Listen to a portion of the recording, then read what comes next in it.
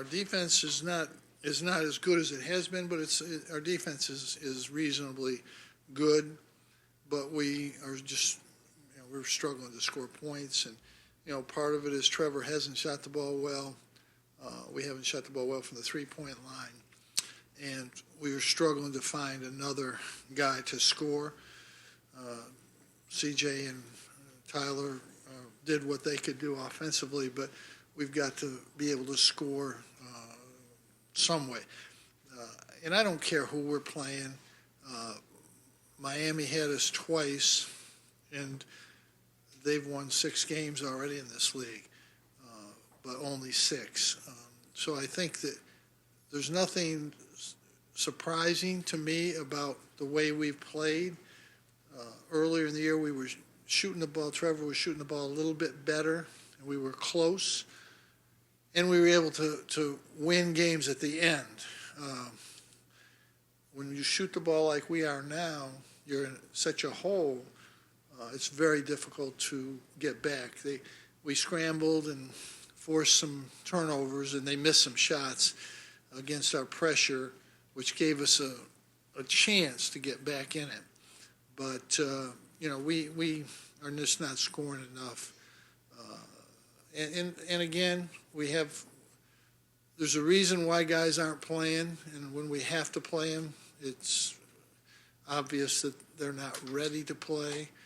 And we had a very thin line. We could win with 6 guys, and you take any one of those guys out of there, Jeremy, CJ, Tyler, we're not going to be able to win unless somebody can do more than they're doing right now. But obviously, injuries are part of basketball, but we're a team that needs all of our parts, and we have all of our parts. I think we're a very good basketball team, and without all of our parts, I don't think we are. And that was pretty evident tonight. If it wasn't for scrambling, we would have probably lost by 12 or 15 points. But we had a tremendous effort to scramble back in this thing, but there was just a little too much to overcome. I'll take questions. Jim, when you're talking about the struggling offense and you're looking for points from somewhere else other than hoping Trevor can well, where else do you look? We're trying to get Trevor shots. Obviously people are going to stop him as much as they can. He did get some good looks tonight. He got 8 looks, got a couple drives. Early he got some looks. Ball didn't go down. He hasn't shot it well for a while. I don't have another option over there. He's it. We have no idea. There's nothing wrong. He's got some soreness, and we think that he could be ready to play in a few days. But he did practice last week, and he was all right one day, and then it was sore the next. So everybody feels that he'll be all right. But I would think it would be in a couple days that he'd be able to come back and practice.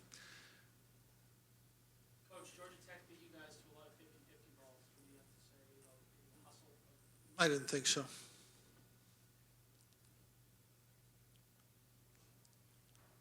Boston College and Virginia made a lot of three-pointers. They went inside as well. But Georgia Tech maybe doesn't have similar personnel to them in the sense of facing the zone. What do you think their offense did well tonight to score? Well, I have to tell you something. We have to score. That's the problem. You can look at any defensive play and say, oh, maybe we should have done this or we could have done that. When you hold people to 31 points, Virginia had 27 the first half. Our defense at Duke was fine. I think the one defensive game, we gave Boston College too many looks, but they're a very good shooting team. They had a hot night, and some of the shots they took were hard, very hard shots. But I don't think that defense, it could be a little better, but I don't think defense overall, we're second in the league in defense, and we're second in field goal percentage defense. Our three-point defense isn't as good as it usually is, but we're second in the league, in field goal percentage defense given up, and second or third in points allowed. So I don't think this is a defensive problem. I think we have an offensive problem, and when you take your leading rebounder out of the game and a guy that scores and is capable of having big games, it changes what we are. It makes CJ do more and be in positions where he has to do more. It just throws what we do off a little bit. And again, part of it is, Trevor, getting him shooting. Obviously, Jeremy healthy would make a difference. And, those are things that we think. I mean, I really am not qualified, but everybody that is qualified thinks that Jeremy will be back and be fine. And that would certainly help our team. But with Jeremy, I noticed we were 7-2 in close games. This really isn't a close game. We made it close, but we were 7-2, and I looked in some book in Virginia, I think, and there was they had all the teams in the league, and most of the teams have losing records in close games. I don't know exactly. I'm not writing stories about it, so I didn't get it. But some teams were 0-4 and 1-4, and good teams. This team's been great down the stretch of games. I told them in there, I didn't tell them until tonight, but I think the 25-0 streak is by far the best record for being in the games that we were in the history of Syracuse basketball. By far.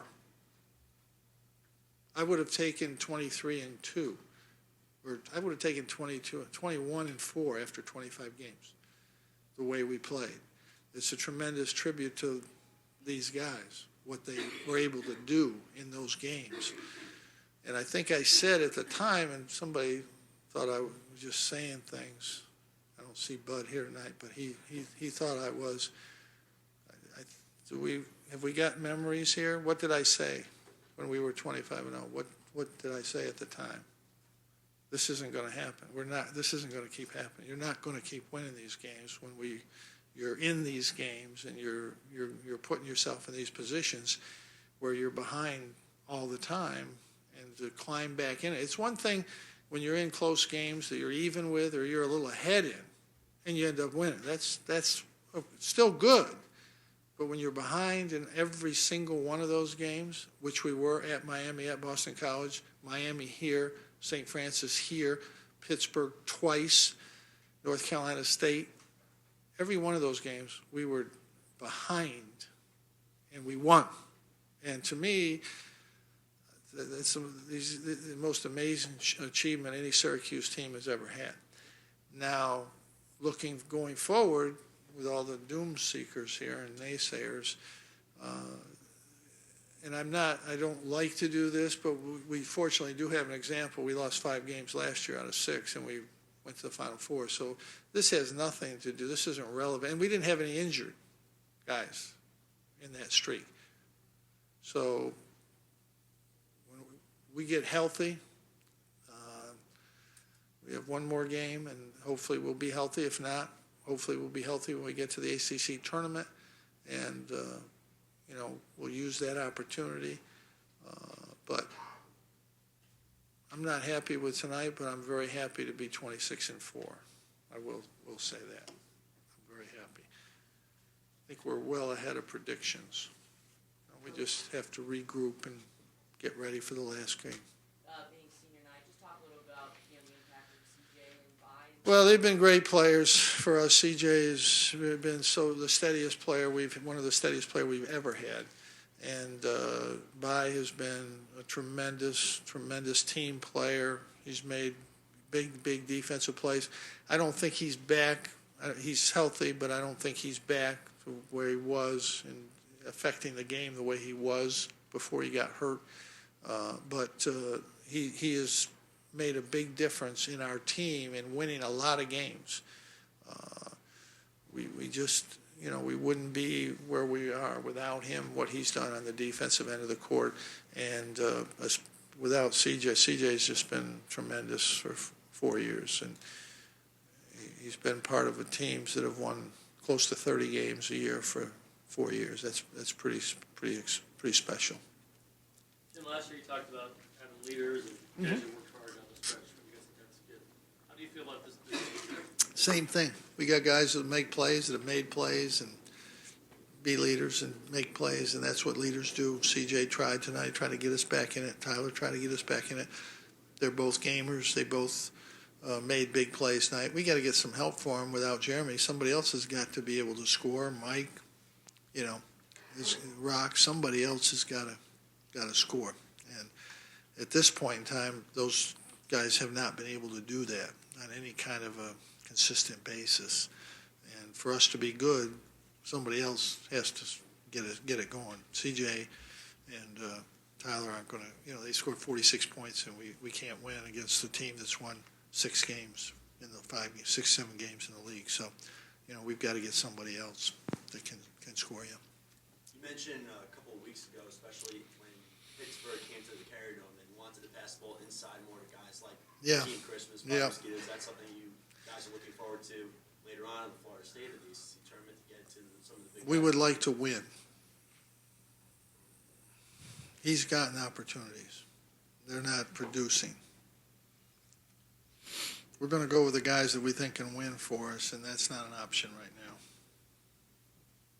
Jim, what are some things you think that Tyler Roberson can't do? Nothing right now. He's not ready to play.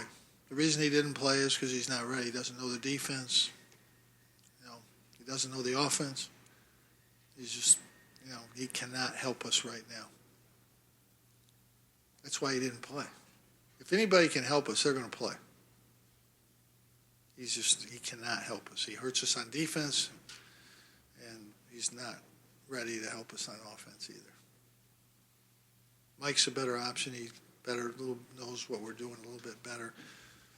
And I think Tyler, when he understands what we're doing, which is some freshmen need a whole year, he just hasn't got it. We've tried to bring him along, get him there. He's not there. I mean, if you want to watch the game and you can't see that, I can't help you. But he's not ready. Do you see anything different with Trevor? Seems like he's getting a good shot. I don't see it. I don't look at I just know I don't look at what he's done game by game. I know since Notre Dame, it's been a battle for him to get going. I think he's had some good looks. I don't know what his percentages are. I just know they're not good. And he made a nice drive tonight, and I thought he almost tried to get there the second time. But he's got to do more of that. He's got to try to pull up. He's either shooting the three or he's just driving the basket. He's got to have something else in there. And, we're looking for him. They're trying to get him open. He was making those shots early. There's no question about that. And I think he can make them. And we're going to keep trying to get him 8 or 10 shots out there. And, that's a huge key for us, for him to get at least 8 or 10 shots every game. That's something we have to do. And, Tyler is a tremendous player, but the reason, when we were playing well, he wasn't taking 17 or 18 shots. I mean, that's just not what is best for him right now or for us right now. But he has to do that now. And I've told him, we need you to take 15 to 20 shots. That's really not what his game is yet, and but that's what he's going to do until we get a little bit more balance out there. And we got to keep working with these guys. There's time to work with guys this week and next week. Try to get them better. Try to see where Jeremy's at, and kind of look ahead. But I try to look at the picture of the whole picture, and not snapshots, and we're in a good position. We're in very good position. And seeding, all that's important, but when you get in the tournament, you're going to play somebody good, and you better play good. If you play good, you got a chance to win, and seeding is, if you play well, seeding doesn't matter. Simple as that. If you don't play well, seeding doesn't matter. It's as simple as that.